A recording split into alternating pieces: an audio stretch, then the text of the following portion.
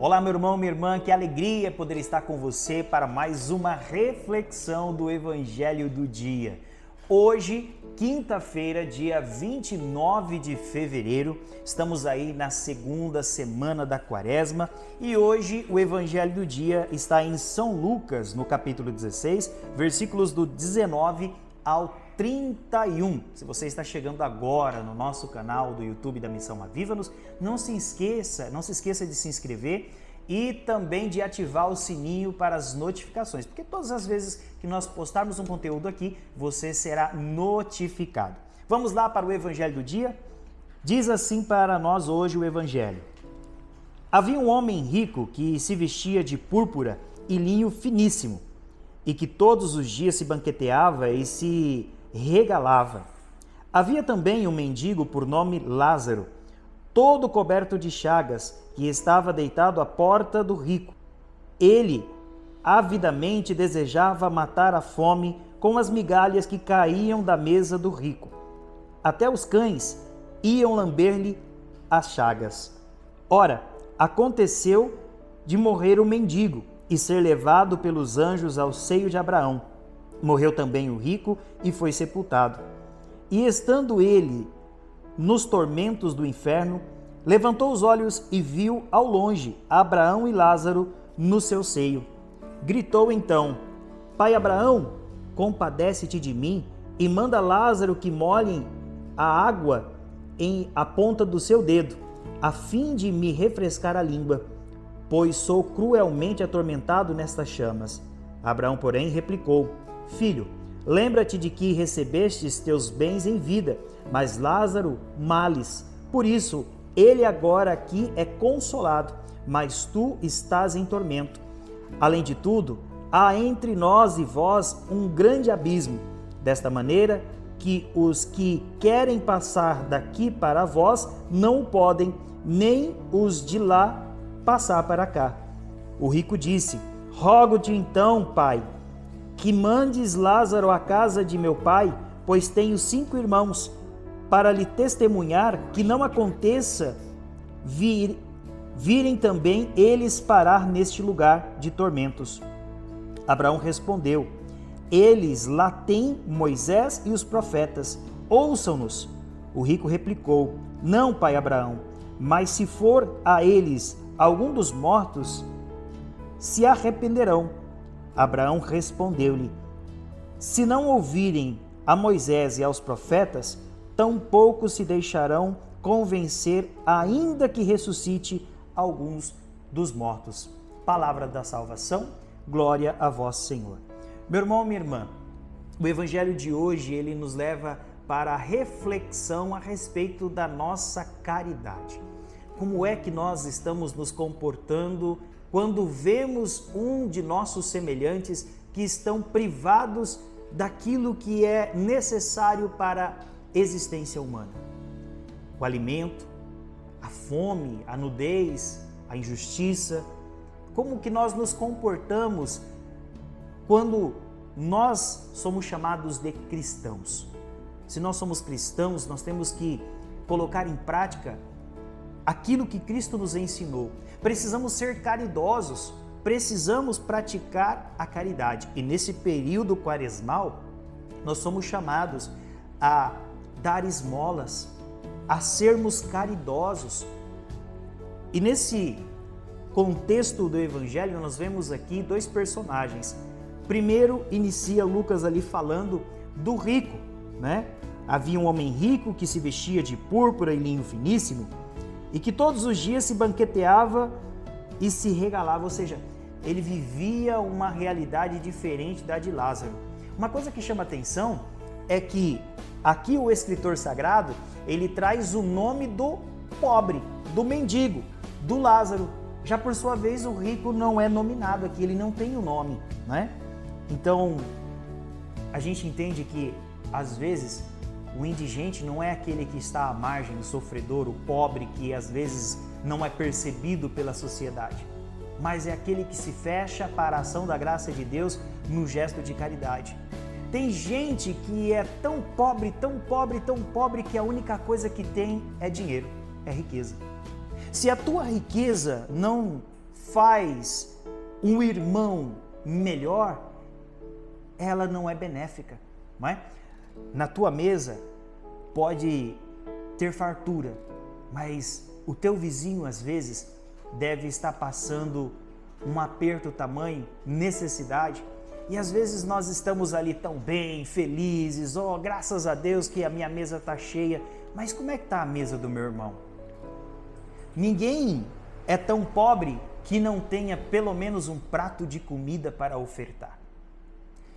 E é nesse momento que nós realmente testemunhamos a nossa fé, quando nós estendemos a mão àquele que está sofrendo, né? O orgulho por muitas vezes faz a gente se fechar em nós mesmos e dentro do nosso egoísmo olhar somente para o nosso bem. Importa que eu esteja bem, o mundo que se dane. Mas Cristo nos provoca a sair do nosso comodismo, a olhar o nosso próximo com os olhos dele próprio, com os olhos do Senhor, e perceber no nosso semelhante a necessidade e atender eles em suas necessidades. Quando nós ajudamos alguém que está privado de alimento, por exemplo, se leva o alimento à mesa de quem tem fome, nós estamos alimentando o próprio Cristo. E nós receberemos a nossa recompensa no céu. Veja que os dois morreram, os dois tiveram o fim aqui na terra. Foram cada um para destinos diferentes. Lázaro, que sofreu, que passou fome, que viveu todos os males, esse recebeu a recompensa, a fartura no céu. Quando o rico, por sua vez, foi levado ao inferno, justamente porque olhava somente para o seu bem-estar, desfrutava da sua riqueza e não olhava aquele necessitado que estava à sua porta. E lá a situação se inverteu. Ele, no sofrimento, no tormento do fogo, ele pede para que pai Abraão permitisse que Lázaro molhasse os dedos na água e colocasse em sua boca. Então, pai Abraão diz que isso não era possível. Por quê? Lázaro viveu ali a falta, a necessidade, os males, enquanto o rico viveu toda o seu luxo, o seu prazer, todas as recompensas que ele mereceria receber, já tinha desfrutado na terra, né? E se fechou justamente para essa caridade de estender a mão, de pelo menos ofertar-lhe as migalhas, que era o que Lázaro queria. E nem isso foi dado para Lázaro. E a coisa interessante é que lá no inferno o rico ele pede a migalha também. Mas isso não foi dado porque havia um abismo. Não teria como alguém que estava no céu ir para o inferno e nem quem estava no inferno ir para o céu. Meu irmão, hoje, minha irmã, presta atenção, hoje nós temos a oportunidade de, enquanto nós estamos caminhando neste mundo, viver um caminho e um processo de conversão. Ainda dá, nesse caminho que nós estamos vivendo, ainda há oportunidade de mudar a nossa vida. A nossa forma de nos portarmos, de comportamento nesse mundo que nós estamos vivendo. Se hoje nós não temos um coração caridoso, é hora de nós exercermos a caridade. É hora de nós olharmos à nossa volta quem é que está sofrendo. Às vezes o sofredor está batendo a nossa porta. E se nós não atendermos, nós seremos cobrados. E que nós não recebamos a paga que o rico recebeu, que foi a condenação. E agora, se você hoje está sofrendo todos os sofrimentos deste mundo, enche o seu coração de esperança, porque a recompensa maior vem dos céus. A recompensa maior vem de Deus. Deus tem um lugar reservado para você. E nós hoje, cristãos, nós temos o dever de antecipar os sabores do céu aqui na terra. Nós somos agentes que proporcionam isso. É através da nossa caridade, é através do amor que nós temos em nosso coração que nós vamos trazer a evidência do céu, fazer com que o céu aconteça aqui na terra. Ainda, claro que não na sua plenitude, porque não somos capazes disso, mas pelo menos aquilo que Cristo quer que nós vivamos. O amor ao nosso semelhante, ao nosso próximo, ao nosso irmão. E não somente a caridade assistencialista, mas aquela caridade que também ensina aqueles que estão no erro a encontrarem a verdade que é Cristo. Isso também é um gesto de caridade, é uma ação de caridade. Que o Espírito Santo nos convença das nossas misérias, das nossas falhas e que, pelo menos nesse momento que nós estamos vivendo de Quaresma, né? A preparação para a Páscoa, nós decidamos mudar a nossa rota, ser mais caridoso, ouvir mais o outro, tentar entender as dificuldades dos nossos irmãos, tentar ajudá-los em todas as situações que são possíveis. Eu não estou dizendo aqui para você tirar tudo que você tem e dar aos pobres, mas estou dizendo para você que aquilo que você pode fazer para o seu irmão, para que ele fique melhor, faça, né?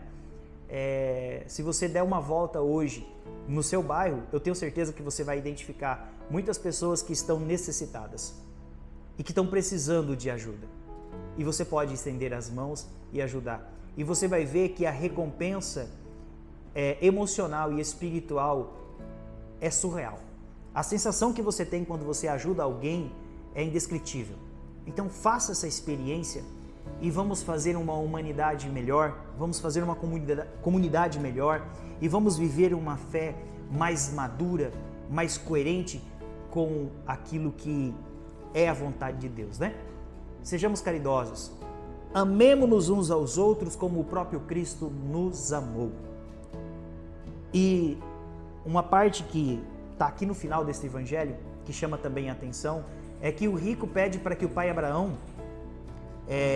permita que Lázaro vá à casa dos seus pais para poder alertar os seus irmãos para que não cometam o mesmo erro que ele cometeu. E Abraão então diz que lá eles têm os profetas, Moisés e os profetas.